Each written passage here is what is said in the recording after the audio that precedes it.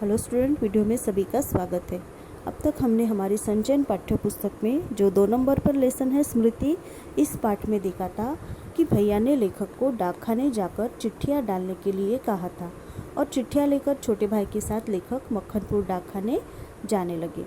अब रास्ते में कुएं में झांकने का उनका मन किया और रोज़ की तरह उन्होंने कुएं में झाँक एक ढेला फेंकने की कोशिश भी की ताकि वे सांप की फुसकार फिर से एक बार सुन सके। परंतु जैसे ही उन्होंने कुएं में झांका तो टोपी के नीचे रखी चिट्ठियाँ कुएं में गोल गोल चक्कर खाते गिर गई थी। अब इसके आगे देखते हैं कि लेखक ने क्या बातें बताई है। कुएं की पाट पर बैठे हम रो रहे थे, छोटा भाई ढाडे मार कर और मैं चुपचाप आंखें डबडबा कर। पतीली में उफान आने से ढकना ऊपर उठ जाता है और पानी बाहर टपक जाता है। निराशा पीटने के भय और उद्वेग से रोने का उफान आता था। पलकों के ढकने भीतर भाव को रोकने का प्रयत्न करते थे, पर कपोलों पर आंसू ढुलक ही जाते थे। माँ की गोद याद आती थी। जी चाहता था कि माँ आकर छाती से लगा ले और लाड़ प्यार करके कह दे कि कोई बात नहीं, चिट्ठियाँ फिर से लिख ली जाएंगी। तबीयत करती थी कि कुएं में बहुत सी मिट्टी डाल दी जाए और घर जाकर कह दिया जाए कि चिट्ठी डाल आए, पर उस समय मैं झूठ बोलना जानता ही नहीं था। घर लौटकर सच बोलने पर रुई की तरह धुनाई होती। मार के ख्याल से शरीर ही नहीं मन भी कांप जाता था। सच बोलकर पिटने की भावी भय और झूठ बोलकर चिट्ठियों के न पहुंचाने की जिम्मेदारी के बोझ से दबा मैं बैठा सिसक रहा था। इसी सोच विचार में 15 मिनट होने को आए। देर हो रही थी और उधर दिन का बुढ़ापा बढ़ता जाता था। कहीं भाग जाने को तबीयत करती थी, पर पिटने का भय और जिम्मेदारी की दुधारी तलवार कलेजे पर फिर रही थी। अब यहाँ पे देखिए लेखक ने क्या बातें बताई है कि चिट्ठियाँ गिरने के बाद लेखक को कुछ भी समझ में नहीं आ रहा था कि क्या करें। दोनों भाई कुएं के पास बैठ गए। छोटा भाई तो ढाडे मार मार कर मतलब ज़ोर ज़ोर से रोने लगा और लेखक चुपचाप होकर भी रो रहे थे। दोनों को इस बात का डर था कि भैया को अगर यह बात पता चली तो रुई की तरह धुनाई होगी, क्योंकि वो भैया से बहुत डरते थे। अब इस समय उन्हें माँ की याद आने लगी।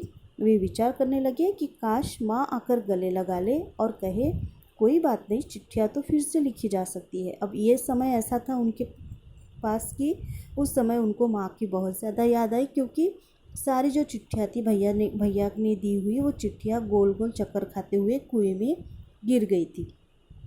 अब एक डर भी था कि अगर घर में जाकर ऐसे बताया कि कुएं में चिट्ठियाँ गिर गई तो भैया बोलेंगे तुम लोग कुएं के पास क्या करने गए थे, है ना। तो भैया के मार की वजह से उन्हें कुछ सूझ नहीं रहा था, तो उन्हें माँ की याद आ रही थी। पर ऐसा तो होने वाला नहीं था। माँ आकर तो बोलने वाली नहीं थी। लेखक ने यहाँ कहा है कि पतीले में उफान आने से ढक्कन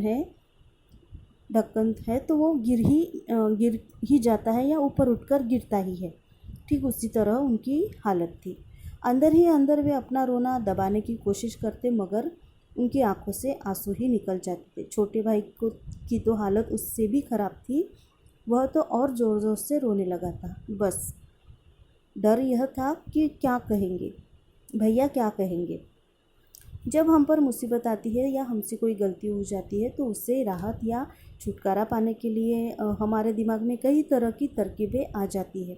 ठीक इसी तरह लेखक भी सोच रहे थे कि मन करता था कि कुएं में उन चिट्ठियों पर बहुत सारी मिट्टी डाल दी जाए और उन चिट्ठियों को मिट्टी से छिपा दिया जाए, है ना। तरकीबें हमारे दिमाग में आना, आइडियाज़ हमारे दिमाग में आना चालू हो जाता है कि इस झूठ को कैसे छिपाए। तो उनके भी दिमाग में कुछ आइडिया आया। वो सोचने लगे कि मन कर रहा था मेरा कि चिट्ठियों पर बहुत सारी मिट्टी ऊपर से डाल दी जाए और उन चिट्ठियों को मिट्टी से छिपा दिया जाए और घर जाकर भैया से कह दिया जाए कि चिट्ठियाँ डाकखाने डालकर आ गए। परंतु तब उस उम्र में झूठ बोलना लेखक जानते ही नहीं थे। झूठ उनसे बोला न जाता और सच बोलने पर मार पड़ती। लेखक गहरी सोच में पड़ गए थे, करे तो क्या करे। यही सोच विचार करते करते 15 मिनट हो गए। इधर शाम हो रही थी, उन्हें देर भी हो रही थी। वहाँ से भागने का मन भी हो रहा था, लेकिन भाग नहीं पाए। और पिटने का डर वो अलग से था। भैया ने जो जिम्मेदारी दी थी और इन बातों को वो सोच रहे थे कि भैया ने जो हमें मुझ पे जिम्मेदारी दी है चिट्ठियाँ डाकखाने डालने की, तो उनके ही बारे में वो सोचकर उदास हो रहे थे और उनकी उसी बात पर वो विचार कर रहे थे। और उनको ये भी लग रहा था कि झूठ बोलकर मैं भैया को धोखा नहीं देना चाहता। तो इस तरह लेखक ने यहाँ पे बताया है कि किस तरह वो निराश हो गए थे, किस तरह वो डर गए थे क्योंकि चिट्ठियाँ कुएं में गिर गई थी। आगे देखते हैं। दृढ़ संकल्प से दुविधा की बेड़ियाँ कट जाती है। मेरी दुविधा भी दूर हो गई। कुएं में घुसकर चिट्ठियों को निकालने का निश्चय किया। कितना भयंकर निर्णय था, पर जो मरने को तैयार हो उसे क्या।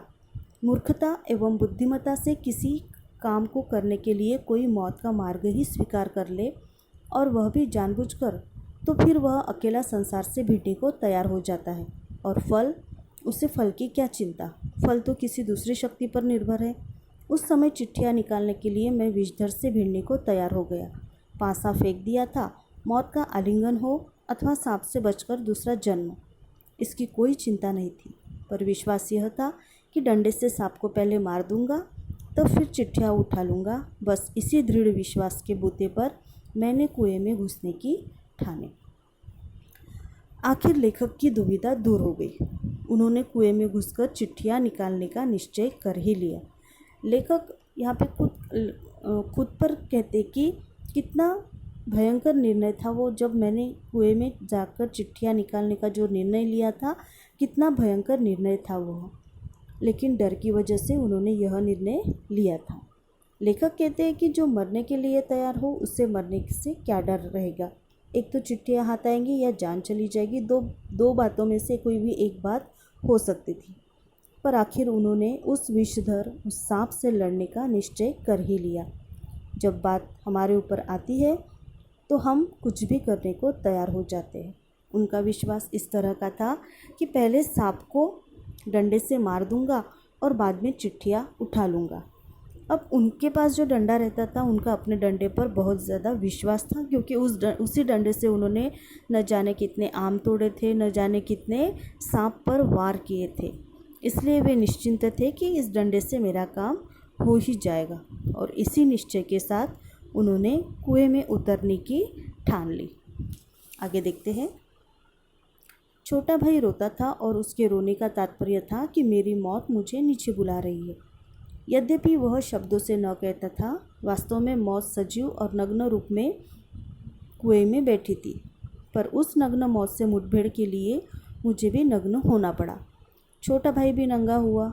एक धोती मेरी, एक छोटे भाई की, एक चने वाली, 2 कानों से बंधी हुई धोतियाँ, 5 धोतियाँ और कुछ रस्सी मिलाकर कुएं की गहराई के लिए काफ़ी हुई। हम लोगों ने धोतियाँ एक दूसरी से बांधी और खूब खींच कर आजमा लिया कि गांठें कहीं कड़ी है या नहीं। अपनी ओर से कोई धोखे का काम न रखा। धोती के एक सिरे पर डंडा बांधा और उसे कुएं में डाल दिया। दूसरे सिरे को डेंग, वह लकड़ी जिस पर चरसपुर टिकता है। दूसरे सिरे को डेंग के चारों ओर एक चक्कर देकर और एक गांठ लगाकर छोटे भाई को दे दिया। छोटा भाई केवल 8 वर्ष का था, इसलिए धोती को डेंग से कड़ी करके बांध दिया और तब उसे खूब मजबूती से पकड़ने के लिए कहा। मैं कुएं में धोती के सहारे घुसने लगा। छोटा भाई रोने लगा। मैंने उसे आश्वासन दिलाया कि मैं कुएं के नीचे पहुंचते ही सांप को मार दूंगा, और मेरा विश्वास भी था। कारण यह था कि इससे पहले मैंने अनेक सांप मारे थे, इसलिए कुएं में घुसते समय मुझे सांप का तनिक भी भय न था। उसको मारना मैं बाएं हाथ का खेल समझता था। अब आगे देखिए लेखक ने यहाँ पे क्या बातें बताई है। अब लेखक का इस तरह का प्लान देखकर कि वे कुएं में उतरकर यह सब करने वाले हैं, वैसे ही उनके छोटे भाई ने जोर जोर से रोना शुरू किया। जैसे ही बड़े भैया ने छोटे भाई को, मीन्स लेखक ने अपने छोटे भाई को बताया कि मैं ऐसा ऐसा करने वाला हूँ, वैसे उनकी बातें सुनकर छोटा भाई ज़ोर ज़ोर से रोने लगा। अब रोने का कारण क्या था देखिए। उसे यह डर था कि यह जो गलती उनसे हुई है चिट्ठियाँ गिरने की, अगर बड़ा भाई साथ रहेगा तो वो डांट है, मार है, वो यह दोनों को मिलेगी। घर जाकर। लेकिन अगर कुएं में उतरकर उस सांप ने अगर लेखक को या भाई को काट लिया तो वह अकेला पड़ जाएगा और दोनों गलतियों के लिए उसे अकेले को बड़े भैया की, घर वालों की सारी बातें सुननी पड़ेगी। छोटा भाई कुछ कहता नहीं था, पर उसके मन का डर लेखक समझ गए। पर और कोई दूसरा रास्ता भी नहीं था और उनको दूसरा रास्ता भी नहीं दिखाई दे रहा था। लेखक कहते हैं कि वास्तव में मौत नग्न रूप से और सजीव होकर कुएं में बैठी थी, यानी कि सांप, और उससे लड़ने के लिए मुझे भी नग्न होना पड़ा। अब क्यों इन्हें नग्न होना पड़ा, देखिए लेखक ऐसा क्यों कहते हैं, क्योंकि कुएं में उतरने के लिए उनके पास इतनी बड़ी रस्सी नहीं थी। तो उन्होंने क्या किया, छोटे भाई को भी नंगा किया और उसकी धोती ले ली। लेखक ने भी अपनी धोती निकाल ली। कितनी धोतियाँ हो गई अभी उनके पास, एक छोटे भाई की धोती, एक लेखक की धोती, 2 धोतियाँ हो गई। उसके बाद एक धोती जिसमें माँ ने उन्हें रास्ते में खाने के लिए चने दिए हुए थे, वह एक धोती हो गई। अब हो गई उनके पास 3 धोतियाँ और कानों में बंधी धोतियाँ, जो दोनों ने कानों में जो धोतियाँ बांधी थी वो धोतियाँ। तो ऐसे कुल मिलाकर उनके पास 5 धोतियाँ हो गई।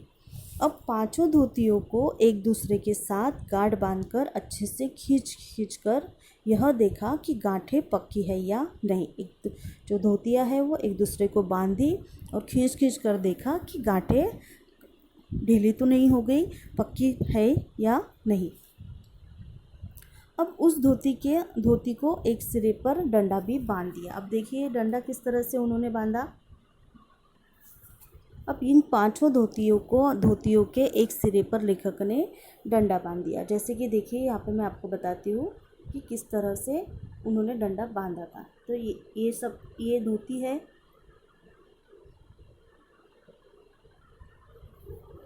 धोती का जो एक सिरा रहता है, एक जो कॉर्नर रहता है, उसके एक सिरे पर उन्होंने डंडे को बांध दिया और धीरे धीरे उसे वे कुएं में डालने लगे। उस धोती के सहारे उस डंडे को वो कुएं में डालने लगे। अब जो एक दूसरा सिरा जो था वो उन्होंने कुएं की डेंग का मतलब मैं आपको बताती हूँ। ये आपको कुआं दिख रहा है, यहाँ पे एक लकड़ी दिख रही है जिसमें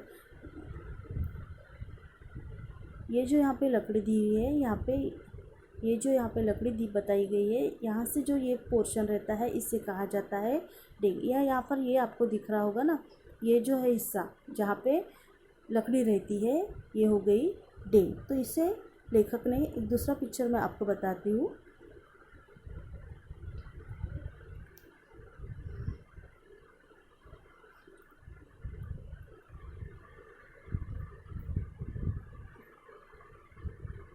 ये जो हिस्सा है यहाँ पे लकड़ी का, ये जो हिस्सा है इस डेंग को, मीन्स यहाँ पर उन्होंने धोती को बांधा। ये जो साइड है यहाँ पर उन्होंने धोती को बांध के वो धोती यहाँ पे डंडे के साथ उन्होंने छोड़ दी। ठीक है, अब यहाँ पे देखिए लेखक क्या कहते हैं कि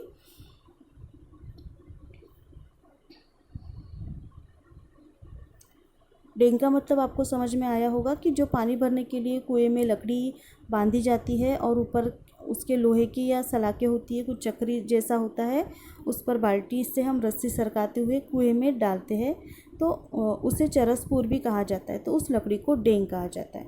तो उस डेंग को धोती का एक दूसरा सिरा बांध दिया और छोटे भाई को उसे पकड़कर रखने के लिए कह दिया। छोटा भाई केवल 8 वर्ष का था और उसमें इतनी ताकत नहीं थी कि वो खुद धोती पकड़े रहे, इसलिए लेखक ने उसे डेंग से बांध दिया था। अब लेखक धीरे धीरे कुएं में धोती पकड़कर उतरने लगे। अब जैसे जैसे लेखक नीचे जाते, उनका छोटा भाई ज़ोर ज़ोर से रोने लगता। लेखक उसे आश्वस्त करते कि उसको हिम्मत देते कि मैं नीचे उतरकर सांप को मारकर चिट्ठियाँ उठाकर जल्दी ऊपर आ जाऊँगा। सांप को मारना उनके लिए नई बात नहीं थी, लेकिन इस सांप को मारकर उन्हें चिट्ठियाँ भी तो निकालनी थी। 2 काम करने थे, एक तो सांप को मारना था और दूसरी चिट्ठियाँ भी निकालनी थी। तो सांप को मारना उन्हें बाएं हाथ का खेल लगता था, क्योंकि इसके पहले भी उन्होंने कई सांपों को मारा था, लेकिन इस सांप का अंदाज़ा उन्हें नहीं था कि वह कितना बड़ा है और कितना विषैला है। तो इस तरह लेखक कुएं में धीरे धीरे उस धोती के सहारे उतरते हैं। अब आगे सांप से वो किस तरह से लड़ते हैं, सांप को वो किस तरह से मारते हैं या नहीं मारते, ये सारी बातें हम नेक्स्ट वीडियो में देखेंगे। Thank you.